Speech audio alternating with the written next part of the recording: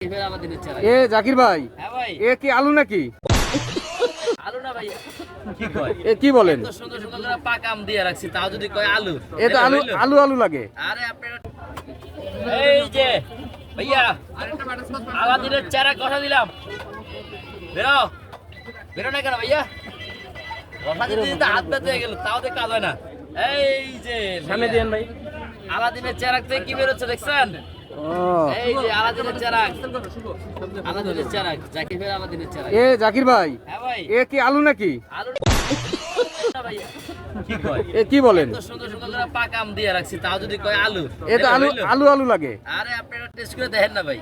100 কি টাকা বলেন? লাগবে, per piece এই taste এখন করার জন্য 100 600 টাকা 700 টাকা আমের কেজি, আপনি এই আম দিয়ে বানাইছেন? আজকে 750 টাকা করে কিনছি আমের কেজি। 1 কেজি আম কিনছি 750। তবে আমগুলো কিন্তু অনেক সুন্দর ভাই। আম নাকের সামনে আছে পুরো ঘ্রাণে ভরা। এগুলা বলতে পারি না ভাইয়া, কারণ বাজার থেকে কিনি তো, যখন যেটা পাই তা ভালো দেখে ফ্রেশ দেখে আনি।